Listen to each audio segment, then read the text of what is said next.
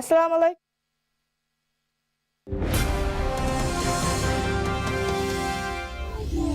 Making headlines, the Parliamentary Government Oversight Committee endorses the 4 cabinet ministers. Minister Mohammed Said states that the rollout of the Development Bank of Maldives is progressing as planned. And Minister Ibrahim Wahid remarks that closer collaboration and consultations can provide solutions to the challenges faced by civil society organizations.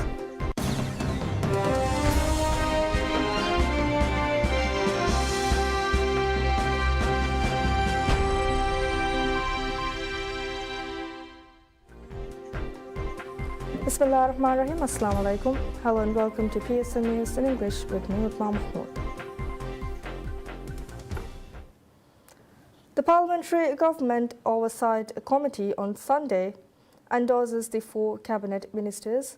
This follows President Dr. Mohamed Muiz's recent decision to reshuffle his cabinet.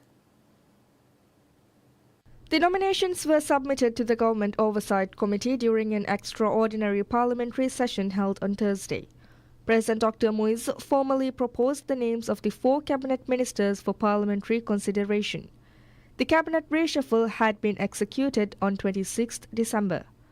The nominated ministers are as follows: Minister of Finance and Planning Musa Zamir, Minister of Higher Education, Labour and Skills Development Dr. Ali Haider Ahmed, Minister of Agriculture and Animal Welfare Dr. Maria Maria, and Minister of Construction, Housing and Infrastructure Dr. Abdullah Muttalib. The Oversight Committee on Sunday endorsed the 4 ministers, which will now move to the Parliament floor for approval. In conjunction with the cabinet reshuffle, President Dr. Muiz has also restructured the responsibilities of several ministries. According to the President's office, the newly reorganized Ministry of Finance and Planning will now oversee land utilization, urban development, national development planning, and statistics duties that were previously managed by the Ministry of Housing, Land and Urban Development. President Dr. Muiz also dissolved the Ministry of Housing, Land and Urban Development. In its place, the Ministry of Construction, Housing and Infrastructure has been established, replacing the former Ministry of Construction and Infrastructure. This newly formed ministry will now be responsible for executing social housing projects and formulating housing policies, including those related to social housing. Minister of Economic Development and Trade Mohammed Said states that the rollout of the Development Bank of Maldives (DBM) is progressing as planned. In a recent social media post, Minister Said highlighted the strategic significance of the institution, stressing that its phased approach is integral to the broader efforts to stabilize and strengthen the economy. Founded on 16 November 2024 by President Dr. Mohamed Muiz, the institution aims to bolster economic growth and resilience.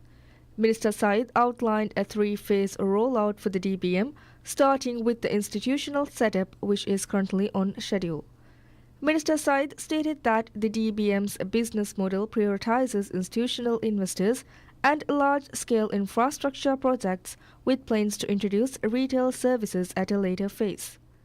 He noted that this phased approach is aligned with broader efforts to stabilize and strengthen the economy. The DBM's strategic objectives are crafted to bolster the long-term economic and social progress of the Maldives. These objectives include financing environmentally sustainable projects to help the country achieve its net zero targets and enhancing long-term investments by providing a range of financial products that support significant infrastructure and development initiatives requiring sustained investment. The bank also focuses on supporting national development by facilitating both public and private initiatives that contribute to the country's economic and social progress. Additionally, the DBM aims to promote financial inclusion by providing accessible financial products for scalable businesses. The administration envisions transforming the DBM into a regionally significant institution. Minister Said elaborated that the second phase of the rollout will concentrate on securing investments for infrastructure development projects. This phase will be followed by the introduction of retail services, which is expected to enhance the country's economic strength. As the country's inaugural investment bank, the DBM aims to offer low-interest loans for major development projects and substantial private investments. Minister Said previously stated that the DBM will partner with both domestic and international financial institutions and investors to fund these initiatives. The comprehensive services offered by the DBM extend beyond loans to include equity finance, fund syndication, and risk insurance. Committed to sustainable economic and social development, the DBM also aims to raise funds for infrastructure projects, address financing challenges for public sector investment program initiatives through syndicated finance, and boost foreign currency liquidity within the Maldivian banking system. Minister of Youth Empowerment, Information and Arts Ibrahim Wahid remarks that closer collaboration and consultations can provide solutions to challenges faced by civil society organizations, CSOs. The minister made these remarks during a consultative meeting. Speaking during the consultative meeting held to identify how the ministry can help create a better environment for the effective functioning of civil society activities, Minister Ibrahim Wahid admitted that CSOs in the country are currently facing numerous challenges. However, he insisted that closer collaboration and constructive dialogue can help overcome such obstacles, highlighting that most CSOs are facing lack of an office space for effective administrative functions. The minister admitted that it was an issue the government needs to address. Minister Ibrahim Wahid also said major renovations and modifications are needed to the Zawanunge third space to effectively utilize it as administrative space for CSOs. The consultation was attended by over 100 CSOs operating across the country. The ministry in May last year launched a new initiative to provide financial assistance to CSOs for community empowerment projects. The program aims to offer not only financial support but also technical expertise and access to the ministry's resources. The initiative's primary purpose is to enhance the role of financial organizations in national development by recognizing and supporting their efforts in community empowerment and societal development. Ministry of Homeland Security and Technology reveals plans to repatriate undocumented expatriates identified through biometrics data collection under the ongoing Kurangi operation. Operation Kurangi, launched on 2nd May 2024, aims to provide a permanent solution to the issue of undocumented migrants in the Maldives. As part of the operation, fingerprints of migrant workers are recorded and checks are conducted to ensure that they are employed in the Maldives in accordance with the relevant rules and regulations. The data collected from across the Maldives through island and atoll councils will be compiled into a unified registry. Speaking to PSM News, the Minister of State for Homeland Security and Technology, Ahmad Siddiq, said the entire operation is expected to be completed in 2027. However, biometrics data collection of all expatriate workers is expected to be completed in April this year. According to Siddiq, the second phase of the operation after the biometrics data collection will involve the repatriation of undocumented expatriates in the country. He revealed that the special repatriation program will be conducted in collaboration with Immigration and Maldives Police Service (MPS). He added that the biometrics data collection under the Kurangi operation will also assist in detecting expatriates entering the country on forged passports or travel documents. Siddiq insisted that when the second phase of the operation begins, any undocumented expatriate will be repatriated immediately. The ministry has provided fingerprint machines to the councils and developed a specialized application to facilitate the identification and regularization of foreigners.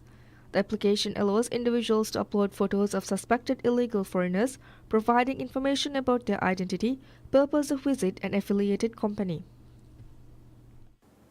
Travel Guys, a local marketing and public relations firm, announces plans for the Russia Expo, an event aimed at bolstering domestic tourism in the Maldives. Scheduled from 13th to 15th February at Hurmal Central Park, the exposition will bring together local councils and businesses to showcase the unique tourism offerings of the country. Travel Guys, known for their expertise in developing distinctive and tailored digital strategies, brand identities, and visual designs, aims to help businesses stand out and engage their target audiences effectively.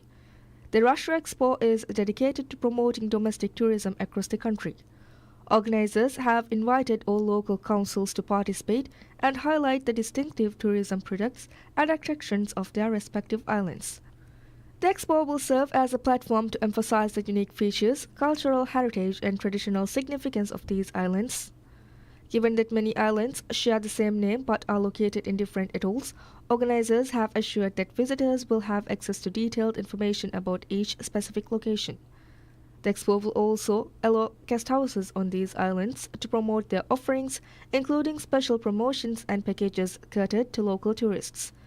Organizers noted that around 40 to 60 islands have already shown interest in participating and showcasing their tourism products at the expo.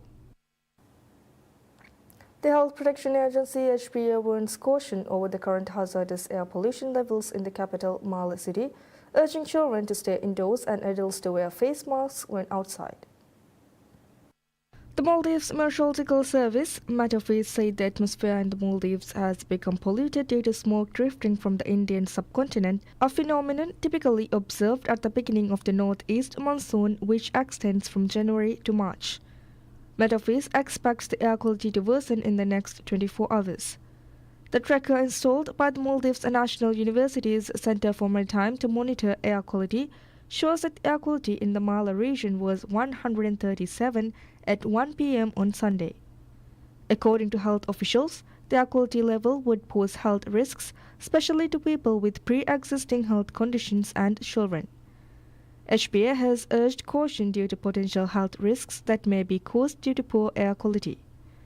The authority urged those with respiratory diseases, cardiovascular conditions, and different allergies to minimize outdoor activities and to use masks when stepping outside. HPA has also advised children, pregnant women, and the elderly to stay indoors as much as possible during the hazy period.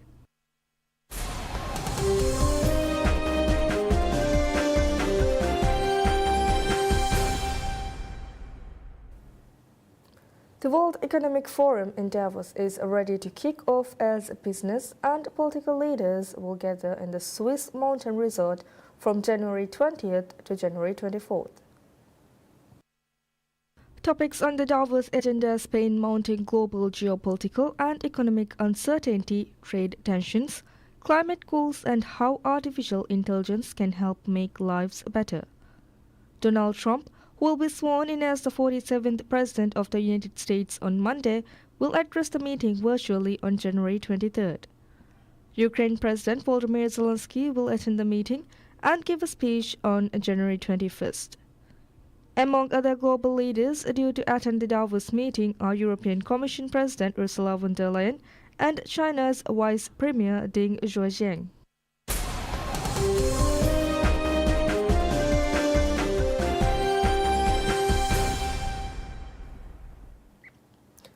Aid delivery trucks are moving at Egypt's side of the border as they start arriving at the Israeli-controlled Kerem Shalom crossing ahead of entry into the Gaza Strip. About 200 aid delivery trucks, including 20 carrying fuel, began arriving as ceasefire takes effect.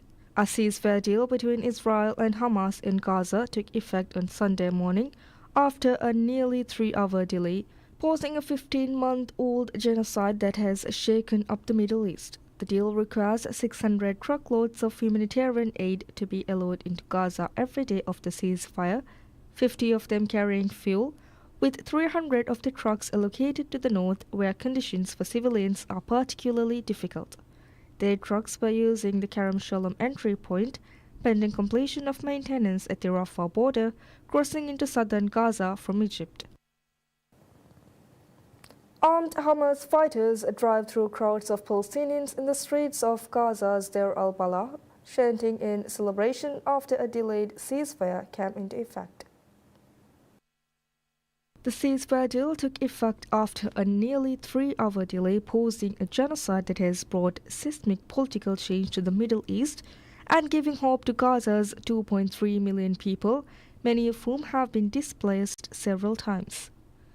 The Palestinian Civil Emergency Service said Israeli military strikes killed at least 13 people in attacks across the enclave during the delay.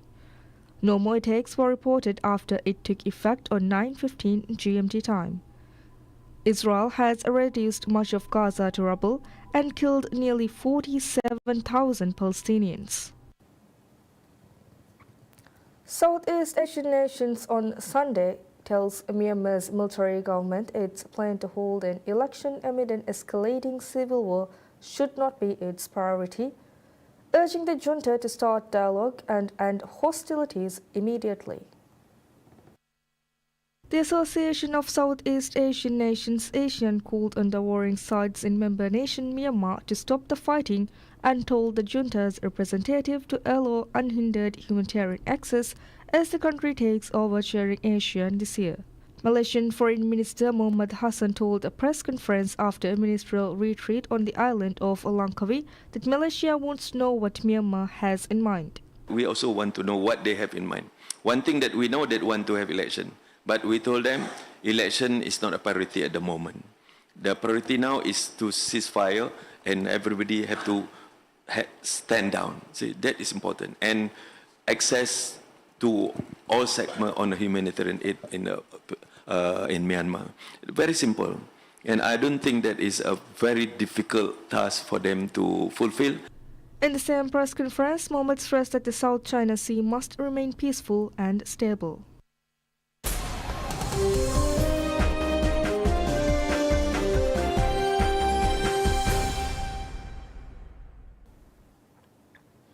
Patrick Mahomes and Travis Kelce connects on a fourth quarter touchdown pass while Harrison Butker voted 3 field goals Saturday, January 18th as the top-seeded Kansas City Chiefs subdued the visiting Houston Texans 23-14.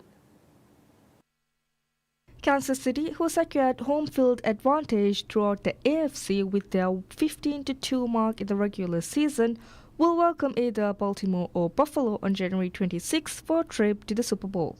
The Chiefs led just 13-12 when Mahomes, who was falling down as he threw the ball, found Kelce in the middle of the end zone for an 11-yard scoring strike with 11:52 remaining. It was the highlight of an efficient performance for Mahomes, who hit 16 out of 25 passes for 177 yards. Yeah, I mean, it's simple. I mean, people say it's real. It's big-time players make big-time plays in big-time games, and that's just how simple it is. And he's one of those guys, he doesn't let the moment be bigger than what it is. He just goes out there and execute at a high level, just like he does in the regular season. He just does that a little bit higher intensity.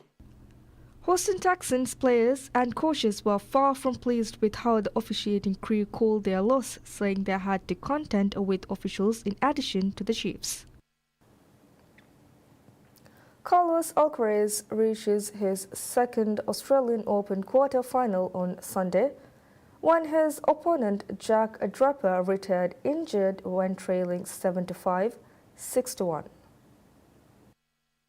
The third-seeded Spaniard dominated at Rod Laver Arena against the Briton, who exited the court for a long medical timeout between the sets. It was the second time Draper retired injured against Alcaraz, having cut short their 2023 match at Indian Wells due to an abdominal strain. Well, for me in that situation, I don't feel comfortable. Obviously, this is not the way that I want you to get through to win matches. And when I see someone that has to retire because of an injury, for me it's not an easy moment. So I couldn't tell anything to Jack in that moment. I just wish him a good recovery. Just said sorry. I just saw him in the locker room that I could speak more with him about it, but I just said that I'm gonna see him soon, playing at his best again. Alcaraz will meet the winner of 10 times a champion, Novak Djokovic, and Jiri Lechika, who play in the evening session as he bids for first semi-final at Melbourne Park.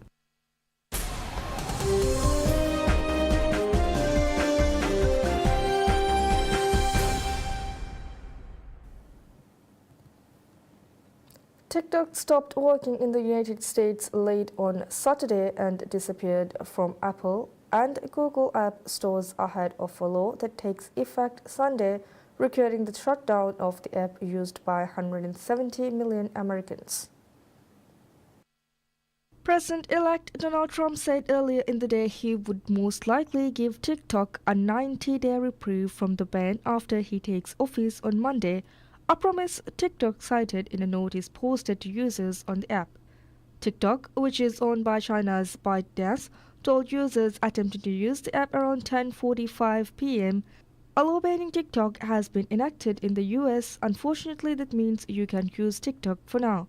The company went on to say that it was fortunate that President Trump has indicated that he will work with them on a solution to reinstate TikTok once he takes office. Other apps owned by ByteDance, including video editing app CapCut and lifestyle social app Lemonade, were also offline and unavailable in US app stores as of late Saturday. That's it for now. Thank you for watching. Have a pleasant day ahead. Bye-bye.